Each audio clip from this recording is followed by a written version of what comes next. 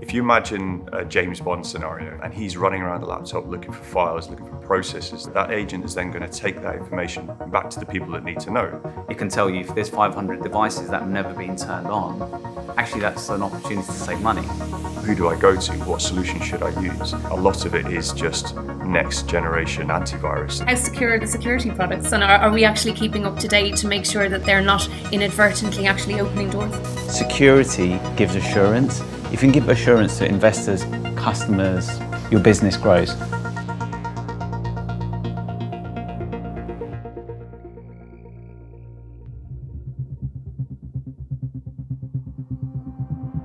With the emergence of cloud computing, the likes of Microsoft, Amazon, and Google are now adding built-in security into their systems.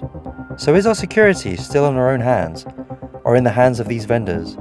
And should we be afraid of this change, or embrace it? Third parties have changed the game altogether, especially with the modern world. The modern world is so connected. And in terms of EDR and detection and response, it's about who's responsible for those third parties. Is it the third party themselves? Is it us as an organisation? Is it a combination? And it's really making sure we fully understand how we detect and respond to any situations. When we talk about disruption from another vendor or a new piece of technology or a player like Microsoft, what we're referring to is the fact that now these have become a key player in this particular field when we talk about EDR and cybersecurity. Slowly over time, Microsoft put more and more security into their operating system. And so while this fight about cloud was going on and this fight about who's the better antivirus, Windows started building a pretty credible security capability with something called Windows Defender, which has now gone on to become Windows ATP Defender. Personally speaking, and from a Kaspersky perspective, we have already seen customers of ours move from Kaspersky to Microsoft and have now moved back to us. So what I think we're going to see is we're going to see more and more certain segments of the market moving to Microsoft. It's certainly on parts of their network, maybe just on the desktops and leave the servers with a third-party vendor. But I think we might start to see that natural progression back to cybersecurity vendors. It's only going to take one major vulnerability, which happens quite a lot with Microsoft security solutions, to hit the industry quite hard, and then you'll start to see that natural progression back to third-party vendors. A good vendor will be honest with you. They will tell you the right things. They will say, we will take care of this, but the rest of it you have to take care of. And that open and honest conversation is really helpful. I don't think we'll ever get to a situation where the native cloud providers have sole control over all of the market. They might become a Google house or an AWS house for certain parts of the business and certain ways in which the business functions, but they're always, I feel they're always going to look at cybersecurity as we want the best of breeds. You can put EDR on pretty much anything you want to, but if a third party is looking after it at AWS, you can't throw monitoring at it because they'll just say, sorry, you can't do that, we look after it, or it's part of a bigger estate and they look after a whole load of other stuff that they can't give you access to. Modern businesses understand now the importance of investing in their cybersecurity. However, many invest in the right tools but fail to configure them correctly, rendering them virtually useless. So, how do we get the best out of EDR? The great thing with EDR and actually moving into SIEM, which correlates all that, is you learn a whole load more information, better data, and then you can go back and say this will help us with compliance and risk as well, because we can do not just this, but we can actually do these 4 or 5 other things that we're seeing now.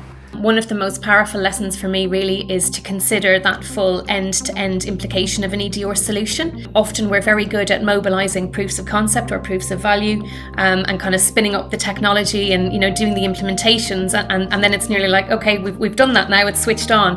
Actually, EDR is going to generate a lot of additional insights, yes, but additional overhead in some instances and additional effort further downstream. When you are discussing the solution at the early stages, you have have to get people outside your IT and your security world on board with the need for the solution. You need to make them comfortable with the reason why that technology is in place, and so that you can be clear that you're there to help, you're there to protect, and that ultimately you're trying to protect the wealth creation or the product or services that that business produces.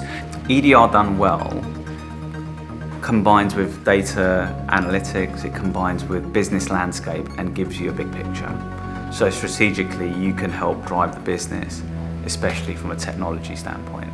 Don't neglect updating your EDR on the regular basis that the vendor suggests you do it, because more features and more potential security issues based on data that they've received from their customers could save you from an actor that is using that same technique to try and get onto an endpoint. What we're going to start seeing is more of an introduction of correlating the endpoint telemetry from an EDR solution alongside network telemetry from a network analysis tool, but into one native engine. So where the same vendor is across both areas, correlating that data together to provide a more complete vision of what's happening from a malicious or suspicious perspective across a network.